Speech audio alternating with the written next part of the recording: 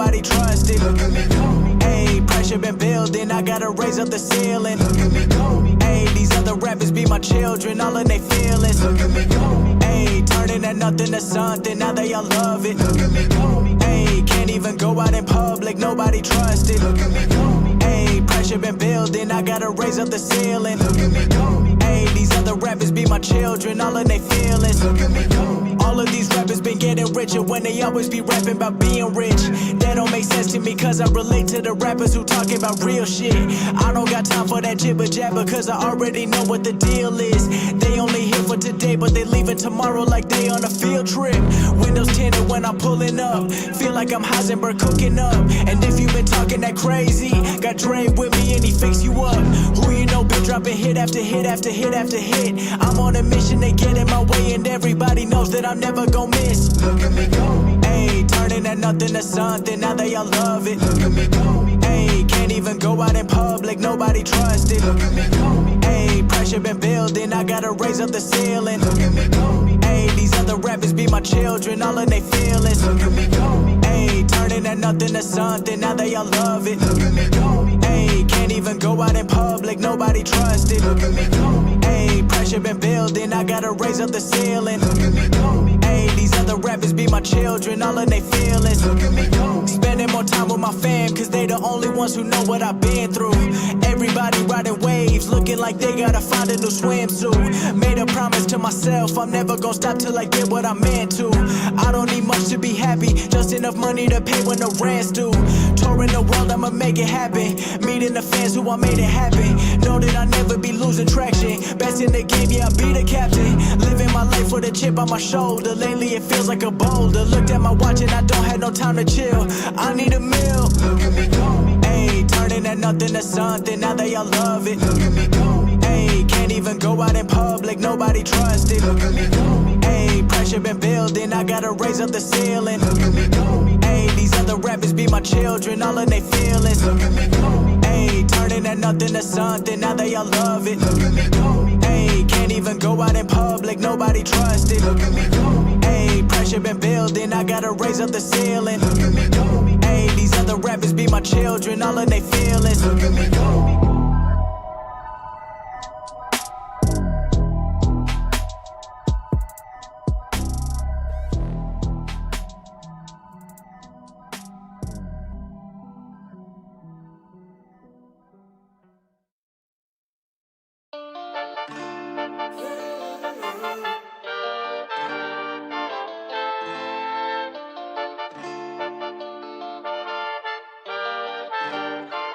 Ayy, tell them I'm built different. Got a problem, I deal with it. Count it up and I count again just to make sure not a bill missing. 2020 got good vision.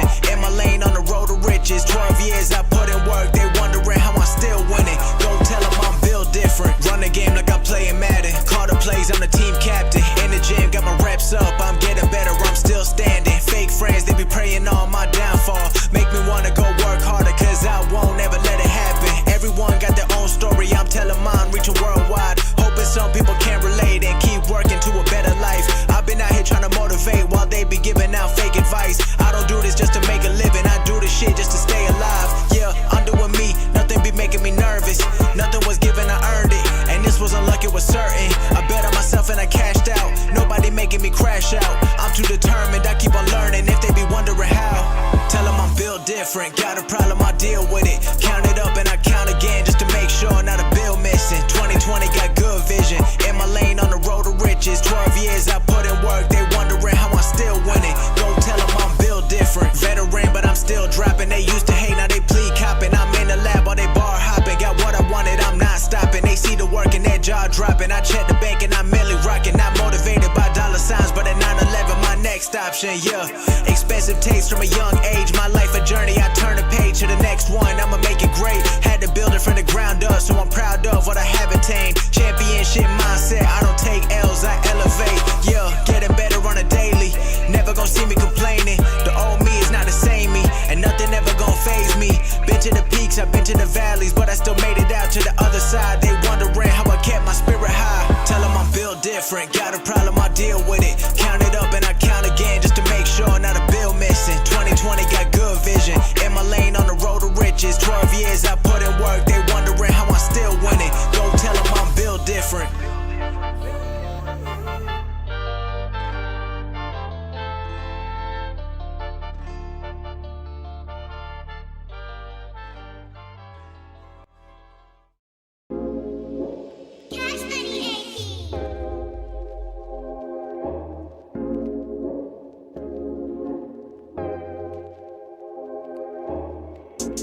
We just keep on winning and I know they can't stand it. We do not relate like I'm from a different planet. I've been going crazy lately, I've been trying to manage. I'm out of control, I'ma keep on doing damage.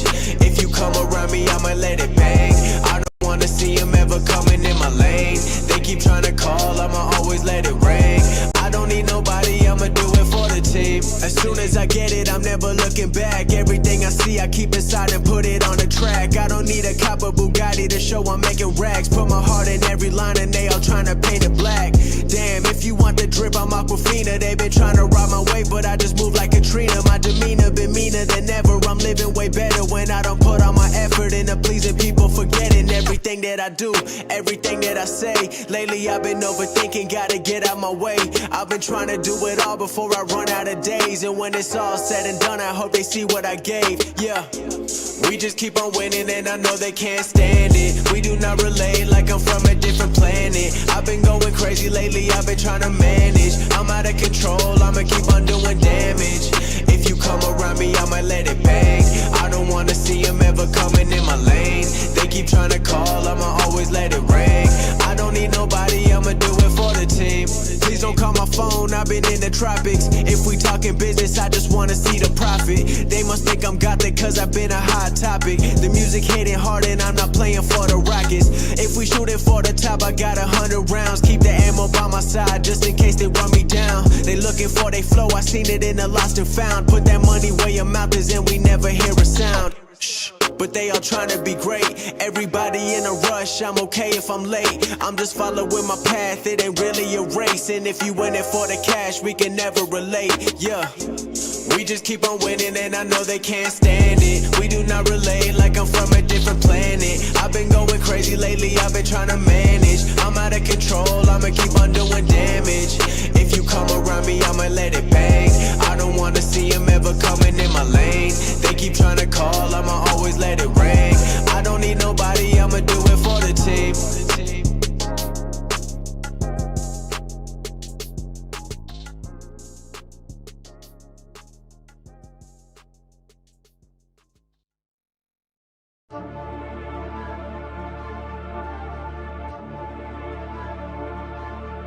Yeah, run up. We back in this thing. Let's go. Hey, look at me now, they cannot fuck with me now. Yeah. I'm at the top of the mountain, hop in the whip and I'm out. Yeah. Go look around, nobody holding me down. Yeah. I figured it out, they gotta give me my crown. Yeah. Hey, look at me now, they cannot fuck with me now. Yeah. I'm at the top of the mountain, hop in the whip and I'm out. Yeah. Go look around, nobody holding me down. Yeah. I figured it out, they gotta give me my crown. Yeah.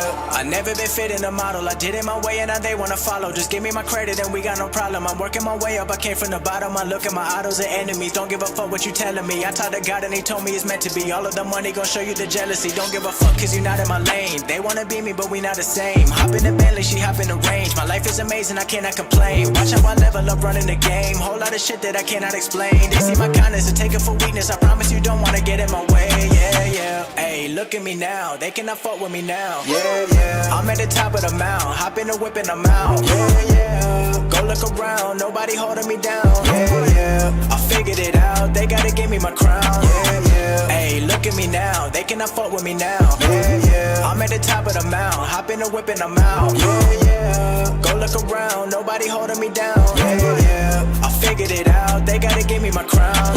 Yeah. I want it, I get it, I'm not letting nobody holding me back. My shorty the baddest, I give her the Birkin cause I'ma go run it up, get in the bag. I spend it like crazy for all of the times that I wanted the shit that I never could have. I'm still independent, they offering millions, but they want control, I'm not giving them that. Look at me, I'm everything that they couldn't be. I'm about to fly out to Italy, getting the bread, it's all new to me. Don't be invading my privacy, cause we on your head if we gotta be.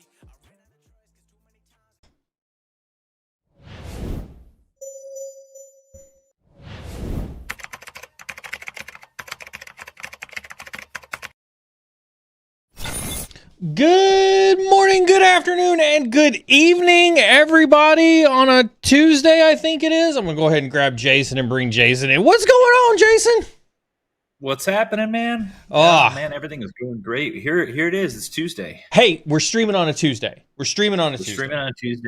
We're streaming on a Tuesday. Close to on time. I know. What smart ass thing you got to say this morning? Just wondering how your Tesla 48-hour demo No. I almost got divorced over the weekend when I brought it up to the wife. She wanted to stab me in the kidneys and asked me if I'd been possessed by something crazy, and I said, Jason, talk to me. And she was like, oh, that explains everything. Oh, man. Wow. That's the first time I've seen a request like that. I don't mind this one at all. If it's live, Cyber Insecurity needs to tell me what the current temp in Raleigh is. Let's see here. Let's prove that it's live. It is currently 79, partly cloudy, with a 53% chance of 0.15 inches of rain today. Gonna be a good day for a golf day. June 10th, 11:05 a.m. Eastern Standard Time. It is. You know it. This is as live as it gets, and not only that, but you and I, we only had like 5 or 6 minutes before live stream time to actually catch up. Otherwise, I haven't talked to you since 2 weeks ago. We did, and I was wondering. I didn't get any text messages from you last week. I almost felt like a neglected girlfriend when you didn't text me last week, and you're like, hey, can we sync up on the stream next week? I was like, I kind of half expected it, but I didn't get anything from you. I'm sorry, man. So, to be honest with you, and this is one of the things I wanted to chit chat with you about today and share with, the public, chat, people watching the live stream, is we had a little bit of a snafu last week. And the snafu is we had hold on. Don't ruin it. Don't ruin it. Don't ruin it just yet. We got to do the normal thing. We got to do rules. We got to do rules. Right. I forget it. Every time I forget about the rules. That's right. The rules are super important. Yeah. And we got to cover a couple programming things too. So let's hit the rules really fast, because Jason's obviously like clamoring at the bit to tell y'all what happened last week. Because we're low. That's right. So real quick, Chad, if this is your first time here, welcome. Thank you very much. If you're a regular here, thank you so very much for tuning in yet again and take time out of your day to tune into Cyber Insecurity. I'm joined by my good friend, as you could tell, Jason Miller, who's CEO of BitLift. This is our Tuesday threat breakdown stream that we do every Tuesday, unless, of course, we miss a Tuesday, and then it's whatever freaking day we choose to do it. Or that our time on the calendar allows us to. That's right. Jason obviously takes time out of running his company to sit down with us every 2 weeks and kind of talk to us about the latest and greatest threats and bring you all actionable intelligence from the field that you can take back with you on your day-to-day basis. So, give a huge shout out to Jason for that.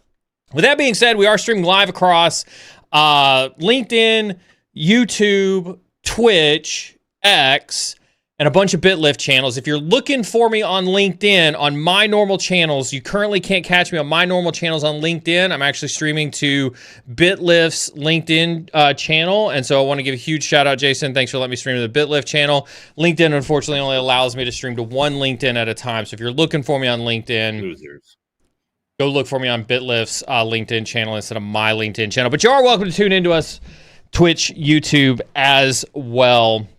With that being said, we do have moderators in chat. Huge shout out to my moderators. Moderators are here to keep chat free of racist, sexist, misogynistic, elitist, and otherwise toxic behavior. The only toxicity that's allowed is whatever Jason and I fling at each other. Otherwise, there's no toxicity in chat whatsoever. We are here to create an inclusive environment for everybody to commune and interact with their fellow cybersecurity professionals all across the industry. With that being said, make sure you are taking time to chat with folks in chat, whatever platform you happen to be chatting at. It's a good opportunity. And also, likewise, don't forget, hop on over to Discord, and go and hang out with folks over on Discord. Also, speaking of Discord, that is where all the giveaways happen. So you do need to be over on Discord, signed up for the Discord notifications channel in the giveaway to be eligible for any giveaways. Jason, are we giving something away this week? I didn't see anything from Hannah. Today we're taking a pause. Got it. Today we're taking a pause, but however, we have been giving away some Humble Bumbles. So that happened last time. I did. 2 weeks ago. And then we are prepping for some really cool giveaways on future streams. And I haven't even told you yet. It's secret. Because if I spill the beans, then it's not a secret anymore. Okay. All right. So you hear that? We're gonna take a pause on giveaways for today, but tune in the future. We will get some giveaways going. All right. With that being the rules being said, now that we've set the rules in place, what happened last week? Threat briefing notes. Right Look at here, you. Look at see. For those who are like, we've had this conversation on stream before where we talk about like notepads and old fashioned pen and paper. It's not just for the old people, but I'll tell you what, like I'll show you like my mind, like so you can tell when I struggle to take notes. Like it's nothing but doodles. Right? It's nothing but doodles all the way around. Because it's like sometimes you get like spaghetti in your head and you can't figure out like how to get it out on paper. I'm of the opinion you just got to start like writing stuff down. And it'll make sense. It just takes some time. You got to think about it out loud. You got to think about it on a sheet of paper. Yeah. But so like getting into today's threat briefing, and you guys might say today's threat briefing is going to be a threat briefing. You are going to come away with threat intelligence. I can promise you that. It's going to be a little different than, we're not going to be firing off IOCs and IP addresses at you today. But today is going to be a little different. Why not, Jason? Why not? Well, this is my opinion, and I'm cautioned to say it. I'm very cautious to say it, but within the last week or two, we have seen a little bit less of the human criminal hacking. Really? And we almost wonder if these guys have gone on holiday. Really? Now that you said it, there's going to be a massive incident all across BitLift. You guys are so screwed. You guys are so screwed. I'm like knocking on wood over here, But hey, and if you are a criminal hacker, stay on holiday. Go have some fun, spend some of that money that you have stocked up. You deserve it. Right? You deserve it. You've worked really hard for that money this year. Worked really hard. Wait a minute. Hold on. So you're telling me that like we've started this stream in January. And every 2 weeks in January, since January, we've had constant updates on threats. You're telling me that you can actually have lulls in a SOC where you're not dealing with anything? Well, you're dealing with stuff, but it is what we would consider lower level. Like it's still the automated campaigns, it's still the automated phishing, and it's still a lot of automated stuff happening. But you definitely can tell if you've got a dot plot going that in the summertime and right about May, June, kids get out of school, holiday starts to happen, summertime takes place, you can actually see the attacks go down. Wow. And this isn't just me saying this. I mean, other large reports have come out. Yeah. The other thing that I want to point out here, and I just had a conversation about this a couple weeks ago on one of my other streams that I was doing with a guy he's out in California. He solely does incident response, works with insurance companies. That his company has contracts with insurance companies. And they come in and they do the incident response, cleanup, containment, all of that after bang, left, right of boom, right? Yeah. And he said his exact words were that they have a human element problem too. That they have a shortage of people to carry out the tasks post-automation.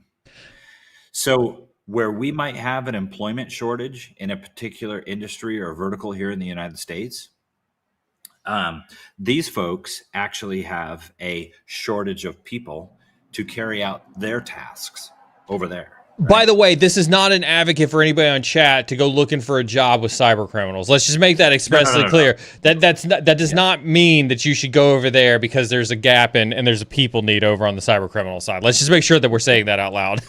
You might make a lot more money than you do here at your current job, but I don't advise it. I don't advise it's so it. Criminal activity. Yeah. So they're struggling. Listen, there's a that's a weird thing to think about, right? Is that like it's either a good thing that they don't have enough people to perpetuate their attacks, or it's a bad thing because there's so many things that they're hacking into that they don't have enough people to perpetuate their attacks. Yeah. It really was a mind bender because I had not thought about employment shortage for criminal hacking in other countries. Yeah. I had not thought about it. Like I thought, that just had not occurred to me. It's like thinking about the reverse of the problem, right? We're over here, playing whack-a-mole all day long, as best as we possibly can. And then they're over there saying, we just have a human shortage problem, no different than we need more people to build a building over here, more construction workers or something like that. Yeah. All right. So all the hackers are taking vacation is what you're saying. Everybody's safe for now. Well, I think that there's a little bit of a lull going on. And what I would mean by that is take a moment, take a deep breath and enjoy the lull, because I can guarantee you, the sea goes out and you have low tide. Yeah. I promise you the sea comes back. So what is BitLift? What does it look like on a BitLift, MSP perspective when it gets kind of lully like this? So you take this time to focus in on tidying up systems, maintenance, going in and tweaking and tuning some of the alarms and alerts and some of the stuff that maybe you haven't gotten to because you've been too busy fighting fires. Mm-hmm. You take time to perform that maintenance activity, perform some of the other activity that you just don't get to do when you're, it's high tide and you're just busy, you can't see straight. Yeah. What we try and do is then work on that lower level items with customers and say, hey, we couldn't get to this 3, 4, or 5 months ago. Can we get this project back on the board, back inside of the sprint, and try and tackle this within the next month or two? This would be kind of like if we were looking at things from so as a SANS instructor for Chad didn't know, as a SANS instructor for about 5 years, one of the things I taught was GCIH, or the incident handler course. You talk about the 6 phases of incident response. We're now really far left on kind of that preparation phase of that incident response process, aren't we? Yeah. Yeah. And what I would say is we're talking to people about, hey, if now is the time you want to do that firewall update, you want to, your firewalls are 3-5 years old and you've been talking about, ripping them out and replacing them. And that's going to be a large project and task. Like, you probably should get those things procured and let's get them in place and get that project going. We see a lot of people doing network updates right now, meaning just generally updating all of the network equipment, Wi-Fi, core switches, that type of thing. When you can take the time to do that, so that's on-prem activities. Out in the cloud, we see a lot of people, decomming, old infrastructure out in the cloud and replacing it with new. And getting the opportunity to say, oh, well, these containers and these machines have been running for a year or two. We want to go ahead and just get them replaced and get new ones spun up. And so we see a lot of that activity right now. While time is you have a little bit more time. Let me ask you something, because you talked a lot, like what you just described sounds very much like just cleaning up some of the tech debt, and that feels very maintenance-y type of activity. Sure. What about forward looking? What about adding new signatures? What about adding new alerting? What about looking around the corner for like, so if we're in a lull, right? If all the hackers are on vacation these days, they're going to come back from vacation, and I don't know how you are, but when I'm on vacation, I think of all sorts of new ways to do all the cool things that I wanted to do. I'm sure hackers come back from vacation and think about all the new ways they want to hack into companies. How much of that, what's kind of that split between maintenance versus looking around the corner and preparing for kind of that next high tide scenario? Yeah, and that's a great question. I mean, like when I'm talking about maintenance, there's always security and road mapping in play. Mm-hmm. And that in light of, so what would happen is the last 3, 4, 5, 6 months or a year, maybe you've been talking about, hey, these alarms and these alerts are going off for these such reasons. And you've been tweaking and tuning along the way. But you get to a point where it's like, okay, well, something either needs to be replaced or overhauled or just done in a better way in order to completely fix this security issue. Mm-hmm. And this is like that time to kind of do it. We kind of look towards like sometimes summertime, June, July, and August are some of the best months to get through that future forward. Your not only your roadmap or your blueprint of what does the next 6 to 12 months look like for IT and security, and what are we going to be putting in, what are we going to be replacing, but at the same time, what new projects are going to go into place, because you kind of want to get those done and get them out of the way Mm-hmm. before, say like November, December rolls around and that type of thing. But I mean, from a standpoint of like alerting and alarming and detection methods, that is the time where we can say like, okay, we've been talking about this list, probably 150 to 250 items in the list. Mm-hmm. And there's always this churn of replacing old alarms and alerts with new alarms and alerts. Why did we decommission the old ones? Well, because something changed, right? Criteria changed, or maybe you're using AI and the AI helped you enhance, those alert metrics. You're looking at the metrics and how we can better perform on them. Those are all items that, kind of happen in this time period. Mm-hmm. They are something that I wanted to cruise to is like, that's actually how we were able to identify, a situation that even happened in our own environment last week. And it wasn't a security situation. Okay. Say more. So I want to dive into this, and this would be like where we're being vulnerable, but we're also being honest. And one thing I'd like to ask chat is like, has anybody experienced an outage? Raise your hand if you've ever experienced an outage. Yeah. Yeah. Unplanned. Yeah. Something goes down. Yeah. Right? Yeah. More often than I care to admit.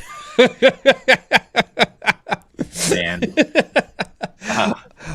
I mean, I imagine an outage for you though is probably pretty, I don't want to say detrimental, but probably pretty impactful, since you provide services for a multitude of companies. Yeah, and the reason why I'm sharing this publicly is this wasn't like a mass outage where like everything went down, right? Sure, but it's still impactful on cyber defense.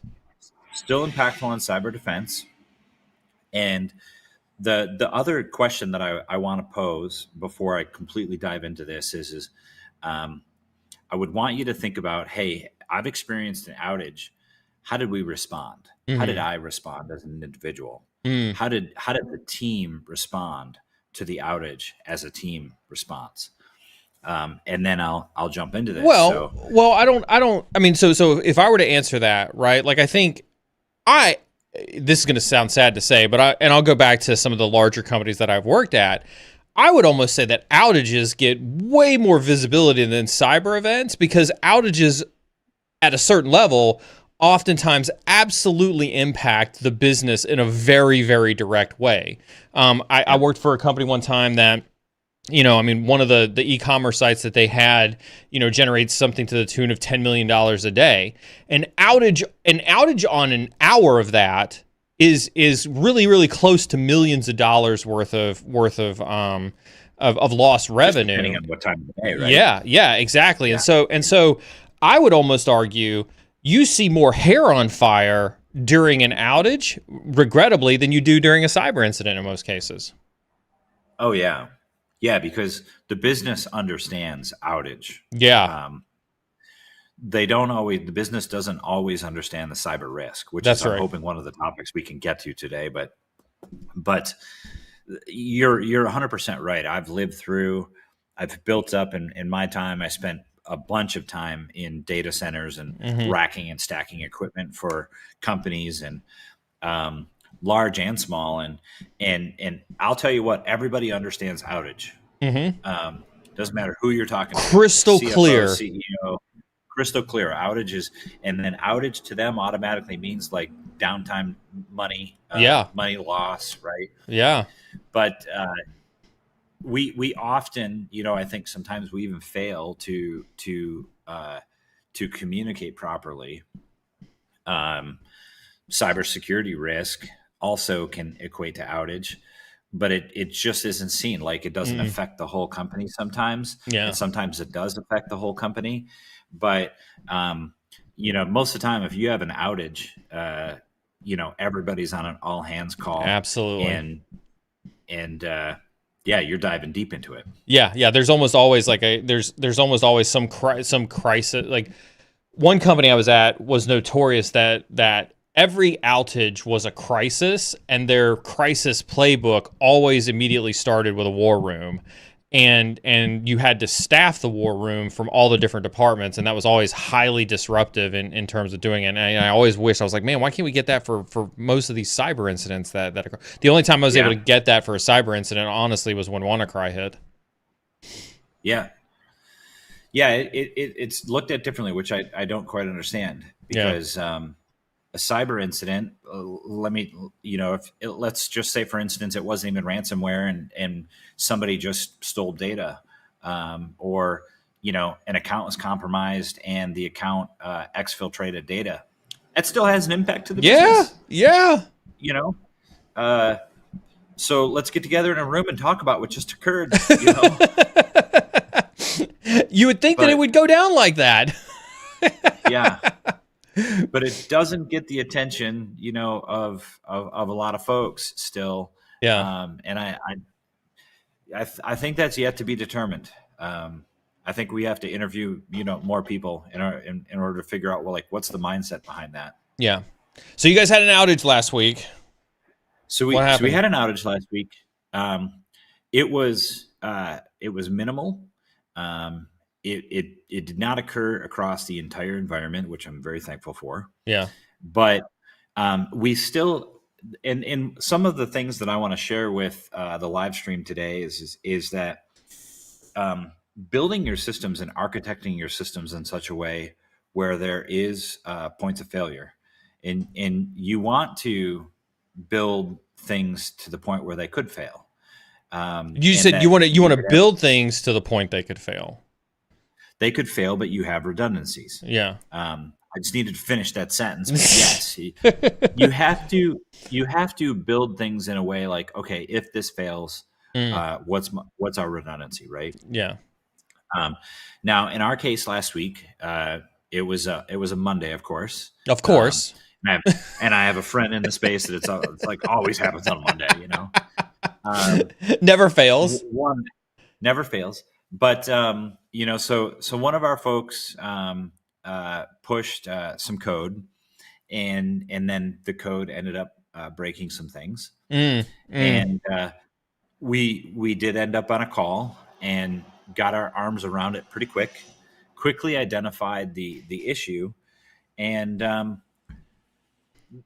I think the thing that for me and what I tried to coach the team on is like, okay, we have a problem. We're human. Yeah. And there was a human element into this. Yeah. And so, like, one is how do we reduce the human element? So when we do these code pushes, there's more checksums, even more than the checksums. Well, that's what I was going to ask you. Was like, I'm sure, like we've had you on numerous times. We've had Noah on numerous times. You've been a part of this community for 6 months now.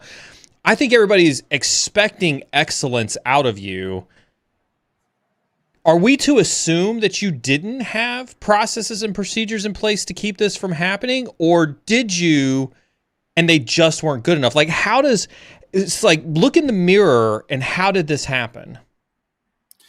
I would say we had processes and procedures in place, but this is where I'm just being brutally honest and say, like, still a process and procedure has room for margin of error, and it could always be improved. And so we looked back. The person followed the process, the procedure, but there was still a human element that caused the outage. And so my conversation with the team is like, okay, let's fix the problem. Let's get the services back up and online that are offline. But like, let's not dwell too long on the human error here. Let's ask ourselves, how do we move the human error out of this? Right? How do we prevent this from happening again? And then like come around each other on it. And this is where I think it's extremely important of building the proper culture inside the company, in building that culture that doesn't point fingers and start dropping F-bombs at one another and oh, it was like so-and-so's fault. You know, it's like, okay, well, I have made a lot of mistakes in my life. So let's just get that out on the table. Like, I'm probably going to make more mistakes going forward in the future. Right. We all can't be, Neal. Wow. Nice try. Appreciate that. But yeah. But like, looking forward, how do we prevent this? Somebody having this type of issue again in the future. So is AI the answer? If you take the human out of the loop, is AI the answer? I don't think AI is the answer in this particular case. Okay. But I think AI could help. You keep bringing up AI. I do. Like, is every episode we're going to have AI? I've been red pilled on the AI thing, man. I know you have. I want to have dedicated AI streams because, like, I'm drinking your red pill right here. Yeah, I noticed. Is that sweet tea or is that unsweet tea? I meant to ask you that. This is unsweet tea. Good. I can't have all that sugar. Good. I was gonna say, like, you probably don't need all that sugar. We were having a fitness conversation in Discord earlier, and want to make sure you weren't, bringing unhealthy habits onto the stream. Yeah. Sonic says ADHD hyperfixation. You know what? Leave my hyperfixation out of this. So no, but I mean, in all seriousness, right? Isn't that the business conversation? A human made an error. Yep. Can you take the human out of the loop? Honestly, I don't think we can. In this particular case, or in general? I think in general. I think in this particular case, you can take the human out of this particular case that I'm talking about for last week. But I still think it needs a human element. I think we will still have human error going forward. Will we be able to reduce the human error? Absolutely.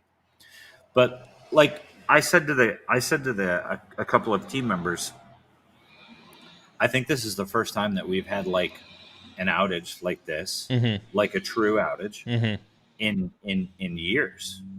And so the fact of the matter that we've made it that long without without an outage is like really good. How do you communicate that to your customers, or do you? God, I'm sure you do. I'm sure you've communicated that to your customers. I hope they're not finding out on stream right today. Yeah.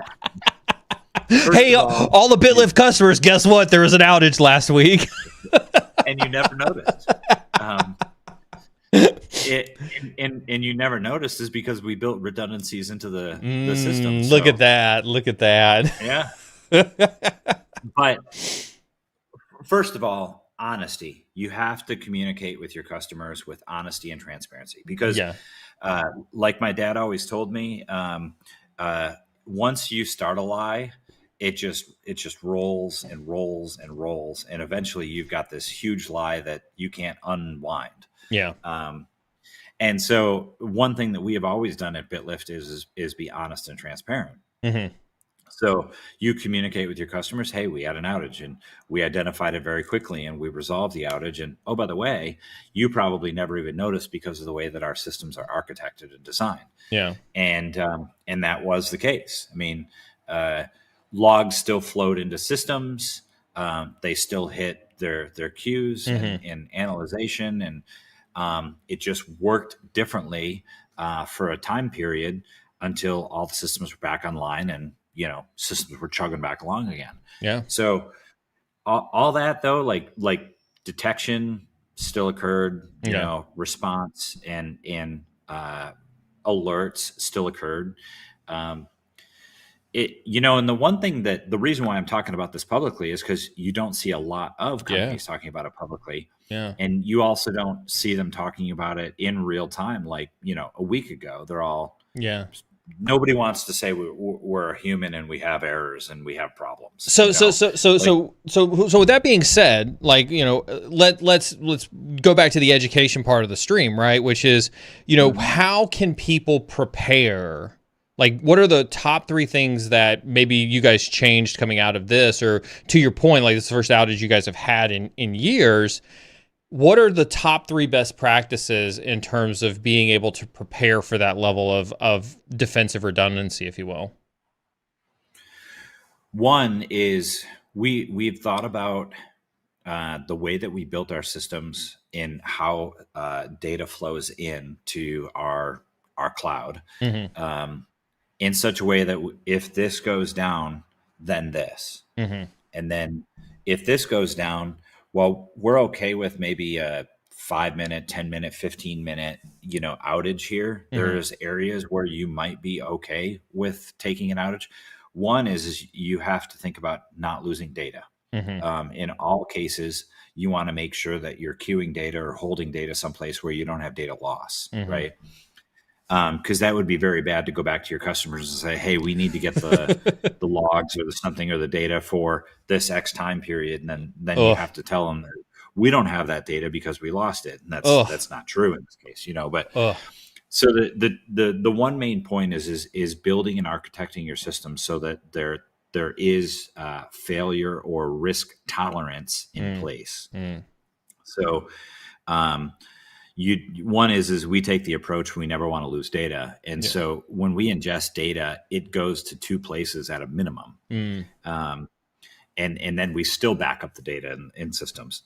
So you technically say we have 3 copies of the data, and so you can say, well, that's costly, and yes, it is, but it's also like we're not willing to risk losing data. It's funny you say that. Literally, chat just dropped that into question about cost. Like, what about cost? Yeah. So there is a cost associated with it. And some of it, the reason, like in AWS. I was gonna say, talk about the business reason, talk about the business thought process that goes behind this. One is we never want to go back to a customer and say, hey, we don't have the data for a time period. That would be an awful conversation. And then they say, well, you obviously failed at, what we hired you to do. Yeah. And we would have to agree with them at that point. But we see this, we've seen this in other products where when the data flows in to a SIM log management tool, that if it's not put somewhere else beyond this point, the likelihood of you getting that data back for, like, say, rehydration or to reanalyze later on, and have it be raw and untouched is difficult in a lot of systems today. We've seen, probably no joke, 10, 11, 12 major brand name SIMs out in the space today, and you understand how they work and how data flows in. You're very experienced at this, Neal, and so you kind of like when you talk about data flow. And so right up front, as soon as we receive data in the very beginning, we put it in a second place at a minimum, and then we back that data up. And it's all for the mere fact that there is a cost to it. And I'll address this. So some of it we're building in to what we do. Mm-hmm. And we can go back to a customer and say, hey, as part of what we're doing in our design and our cost, we have 2 copies of your data. But it's better than what you're doing now. Yeah. And I would argue it's debatable that it's better than most MDR providers out in the space today. Well, I would also say that, like, I think that there's an unstated value, and I think you hit on it a little bit, right? Is you're charged with evaluating a block of data to determine if an adversarial action happened. If that block of data goes missing, you've now violated a trust contract, if you will, with your clients that you can no longer fulfill. On top of that, and then secondarily, to your point, there's so much data that happens in a corporate network at any given time. To say you just want this block of data to get down to the millisecond of when that outage started to when that outage ended, so that you could in some way provide validation that, or assurance that no adversarial activity happened inside of that window, is damn near impossible to have. Yeah. And then if you think about the highly compliant customers that we have, COs, CMMC, DoD, banks, like you cannot go back to them and say, hey, we don't have your log data, your audit log data for a period of time. They would end the contract. 100%, right? Without a doubt. So, that, and so I hope your takeaway here is viewers, listeners, chat is like, you want to be building and architecting your systems in such a way where, if you classify this data, your log data, as critical need, and you need it in raw, you need to be making sure that the service, for either you internally or your service provider that you're using has 2 copies of it. I think that's a minimum requirement today. Or you should be doing something from a data retention perspective that, to your point, ensures that you have visibility at all times. Yes. Yeah. And I would say it is relatively inexpensive enough where you can do it out in like AWS and Azure. Oh yeah. You don't have to keep this in hot, right? This isn't like I need this in 2 seconds from now. And so this isn't hot storage. This is cold retention storage. Yeah. But the mere fact that you have it and that you can retain it and retrieve it and call it back, say a couple hours or even a day later, like you just saved everybody's bacon. Yeah. Everybody is like not sweating bullets and they're able to move on. So from a preparation perspective, it sounded like kind of like your number one thing that your takeaway from, if you're talking about like, hey, now's the best time to prepare, you're looking for some things that you can prepare ahead of any type of outage, understanding your data, making sure you know where it is, and making sure that you have access to it if there's an outage or not. Sounds like the 3 kind of like big things that you're really hitting home on. Yes, 100%. No. Yeah. You mentioned, go ahead. Yeah, no, go ahead. No, I was going to pivot on you. So if you got a follow on thought. Yeah. Yeah. The one thing that I would add to that as well is if you want like a 4th thing is that we added is have additional checksums. So like when we push code, right, there's you have code checkers. You have a whole process of pushing from dev to prod. But at the same time, what we have implemented is peer review. So, the person that wrote the code is not the person that's going to push the code. Yeah. So then the person that's going to push the code reviews it, reviews the whole test that you ran, and then essentially it's like having a 2-key system. Yeah. Right. And that's the other biggest thing that I think that our takeaway is making sure that you kind of have the 2 key system before you push to prod. So as I'm listening to you talk about, you having developers in your SOC. So again, just for folks who are aware, right? Like BitLift's a small company. You've got what, 20 some odd people at BitLift? Yeah. Yeah. Yep. That's about right. And your mission, your charge is, as a security provider, is to provide managed detection and response for companies. And you staff 100%. developers. Mm-hmm. And we've had Noah on stream before, and Noah has development chops as well. I call him a developer, not a developer. And I hope that he's not listening today. He's supposed to be on the golf course golfing. Yeah. But the funny thing is like, we'll be having this conversation. We'll be whiteboarding. We'll be talking about something that we want to build, and then he'll like go home, code it up, and in it like rough draft, and it like works. And I'm like, all right, so we need to give this to developers so that they can develop it. And he's like, well, it's kind of done. And I'm like, no. Right. Do you see? So you're gonna really, really, really love the blog that I sent you. Okay. I've put my eyes on it. You should, not right now on the stream. So chat. Yeah. I dropped a manifesto, and I say it's a manifesto because it's like 10 pages long. Jens, if you're in chat, did you get that scheduled to hit the socials or not? I think when you read it, Jason, you'll see where I'm going with that comment. But it may not be so far-fetched if you're telling me that in a modern SOC, it's almost expected that there's some development or some programmatic, knowledge base that would be beneficial, especially in organizations like yours at BitLift. All right, you're pushing a button now. Uh-oh, here we go. So I will publicly talk about this. We lost a deal. What? Telling you, we lost a deal. Okay. To somebody that did not sign up with us. Okay. And it was because I verbally told the CIO that throwing more warm bodies at the problem is not the current modern day solution. Okay. That sounds pretty controversial to say during the sales process. I don't know that my sales guys would necessarily 100%. Agree with you.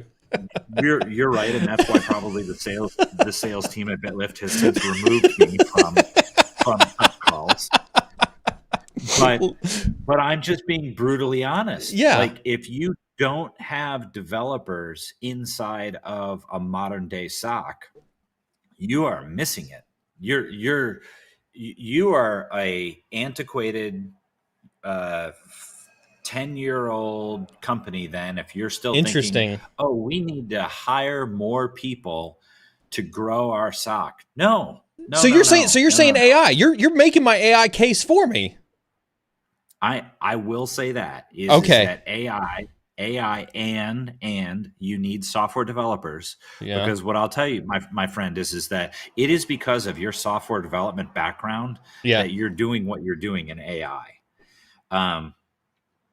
The stitching of systems together, the writing of Python, the writing of PowerShell, the writing of all of these to help make people's job faster is what the name of the game is. And what this CIO wanted is that he wanted a SOC with 30 or 50 or 100 people in it. Wow. To help his 1,100 person sized global company. Wow. And I refrained from myself. Yeah. I refrained from asking. I so much wanted to ask, how many people do they have in their IT department? Okay. Right? Because my search on LinkedIn in, we'll just say the web. Yeah. My search on the web showed that there was about 10. So now I get it. Not everybody's on LinkedIn, and not everybody has an internet presence. So maybe there were some people that were working there in their IT department that did not have a public Yeah. profile. I Yeah. got that. Yeah. But we told them how many people we had in our SOC. Yeah. We also told them some of our customers, who trust us and believe in us every day, Yeah. and that we have no problem. And the thing is he said, listen, automation and AI is your friend in this. Yeah, I'll be honest, we lost a customer from it. There's a lot I want to unpack on this. We're going to try to cram this into the time we have left, because I want to digest this. So you lost the customer due to somebody's perception of how security should be run. Totally. Yeah. And I kind of thought this to myself, like, okay, well, if you want 10, 20, 30, 40, 50 people, why don't you go hire them and build your own SOC? Exactly. Like I've been on this train before. When I showed up at Abbott, the CISO looked at me and said, "You have a blank check. I want you to stuff as many people into this SOC as humanly possible. Like, I don't want to pay for a third party. I want a fully managed 24/7 SOC staffed with people." So, I mean, I went to another company almost immediately after that, after 3 years of building that, where they literally said the exact opposite was, I do not want a single person in this SOC other than what's absolutely necessary, and let's leverage as many third parties as humanly possible. Yes.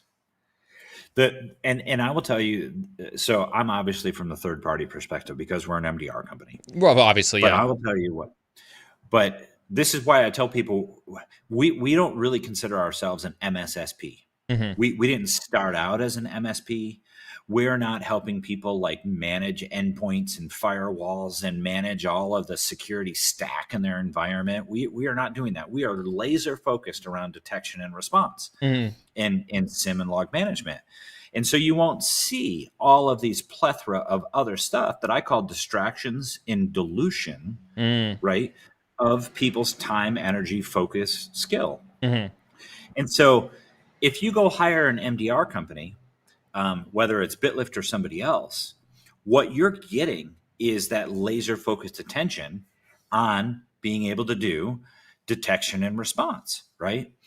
And furthermore, they are seeing detection and response across a plethora of different companies. Yeah. 50, 100, or hundreds of different companies, and they can bring that knowledge and skill set to you to the table. Let me open up my PwC playbook, because I've sat across from CISOs and CEOs before at PwC when I would consult with them, and I've had conversations similar to this. And so I'm going to open up my PwC playbook and tell you what we learned from our decades and decades of experience at consulting was, sure, that's not wrong, but in certain industries, regulatory industries, folks where you have to adhere to tight frameworks, PCI, HIPAA, things like that, at some point in time, hiring an MSP or hiring an MDR is risk deferment that you can't afford if you have to take ownership in a case of an incident. Yeah. I always find that funny, because in my opinion, no matter how much risk deferment you go and try and hire, at the end of the day, the company is still taking on the risk, because they know, see, as a third party, I can come to you and tell you all the things that you should be doing. Mm-hmm. But at the end of the day, it's up to you to make the choice whether to go and implement the things that I just told you about. Yeah. But if you decide not to go implement what I recommended to you based on budget, based on time, based on resources, whatever the case may be. And let me tell you, out of all the customers that BitLift has ever had, we have had plenty of people that say, you know what, I heard you. Thank you for your recommendation. Mm-hmm. But we cannot implement something that you just told us, because of time, money. Most of the time it's because of money, or it's because of lack of the C-levels or the executives that understand what's going on, and they don't want to spend the money in that direction. And I'm like, well, I hope you guys aren't taking the door locks off the doors to save money on your physical building, because it's kind of like what you're doing here is you're neglecting the digital cybersecurity to the point where you kind of don't have locks in places where you should. Well, You but know? I'm gonna argue with you on this one, and I want to make sure this is expressly clear. I'm arguing for the sake of providing a counter opinion, because I can't just let you come on the show and take a stance and be unbattled on it. Yeah. I would argue that if I were a mid cap company, by mid cap company, let's go 750 million to 5 billion in revenue from a monetary perspective. If my security team from the CISO down is 5 people or less, I can realistically hire an MDR and cyber insurance and tell the board that if we ever get popped, it's the MDR's fault.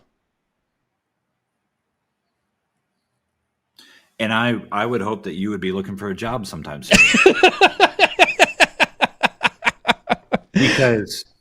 because again, the MDR company could do everything within their power to detect and help you respond to things. To detect and respond. Right. But we often, not every MDR company has the keys to the kingdom. You do at the company. Yeah. So if you're the CISO and you have keys to the kingdom and you have either approved or disapproved, work that the MDR company is doing. Yeah. And what I mean by that is not every company says, oh yeah, you can run your automations in our environment. Yeah. There's still a whole bunch of companies out there. As much as we love AI and we love automation, there are still a bunch of companies out there that say, you know what? When you find a incident, before you completely respond and like neutralize the activity, we want a phone call, an email. We want you to get a hold of us. We want to get onto a conversation with you and take a look at the situation with you and resolve it with you together. 9 times out of 10, that's the way it goes down. Because a lot of companies out there still have not bought into the full automation, full AI taking over in their environment. They're more scared about that than they are, hey, like, let's have a phone call if you find ransomware in my environment. Let's have a phone call if you find ransomware in my environment, because by that time I'm looking for a place to blame because you're calling me instead of fighting the freaking ransomware in my environment. Yeah. I don't know. Yeah. I and in all fairness, right? I think that let's be expressly clear for anybody who's listening to me or anybody who clips this randomly and needs context later on when they go watch the full stream. I'm not advocating that you blame the MDR if you're a CISO and you choose not to make investments in cybersecurity. I do think that there is an interesting line that gets drawn, and I've always had this stance between when do you hire an MDR versus when do you staff internally, and I do think that it is fundamentally based on what your risk tolerance is, because I do think that you have to take on some risk by bringing a third-party MSP in as your security partner. And that's no offense to BitLift or any other MSP.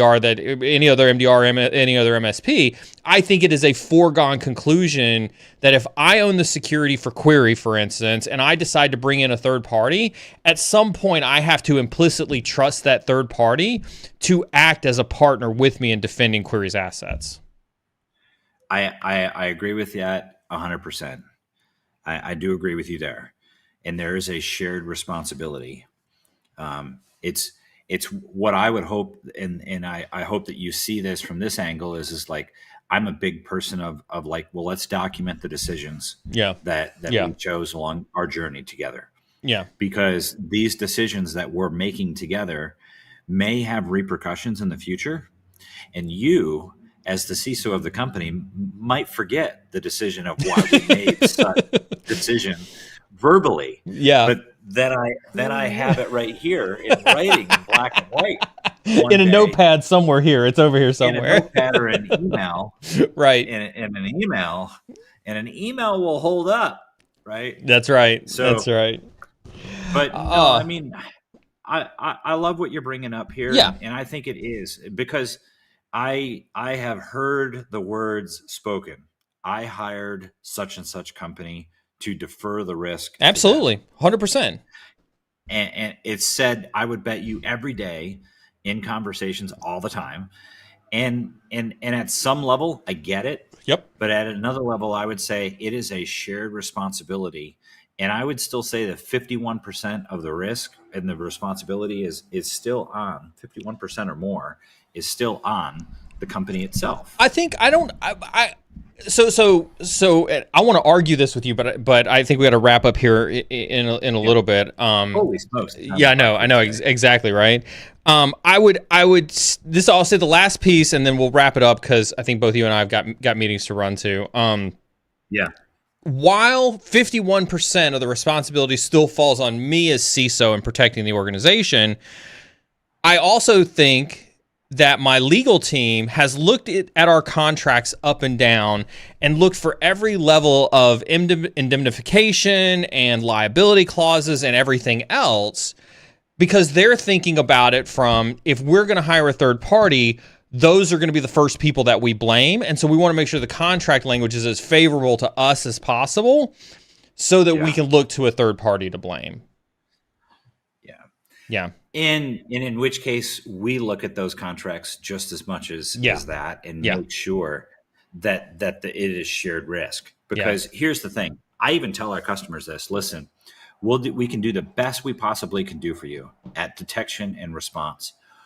But the moment you don't include us in a meeting or a decision or a change, and we don't find out until afterwards, and then, oh, by the way, we find out that decision was the root cause of what occurred, well, we are a third party at that point, and you didn't include us into a very critical decision-making process. So you're treating us as a 1099 outside contractor. And you're not including us into the daily meetings that you're having that are important and that are making decisions going forward. And that's what I would say to you guys that are listening on this live stream is like, that's the difference. Yes. I tell every one of our customers, treat us as an employee, invite us to the meetings, invite us, because if you are expecting the cybersecurity out of us, no different than if we're a 1099 versus a W-2, then you need to have us be included. 10 of 10 agrees. Us, then all of a sudden, now we can start to bear some more of that responsibility because we're aware of it just as much of you are of the business changers.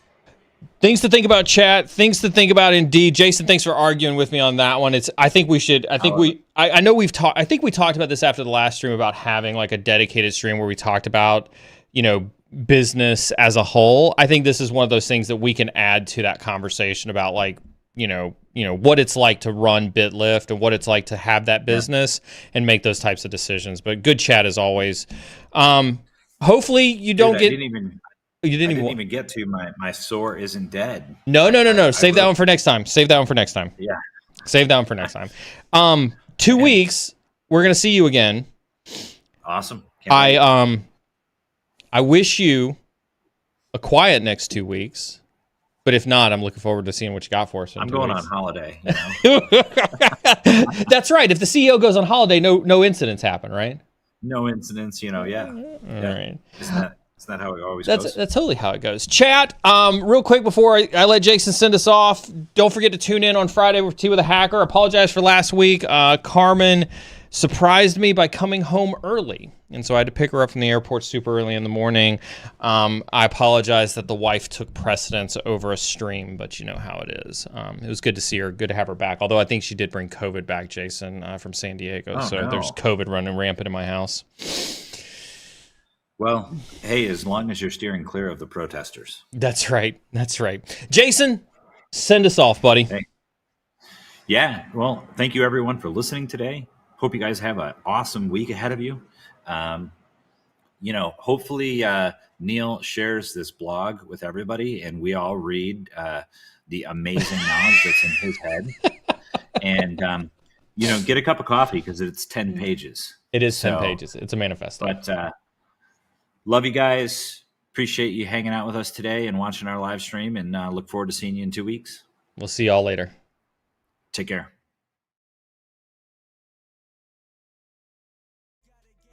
you can. And I hate to break it to you, I just hope you understand, yeah. Every time I wake up, I be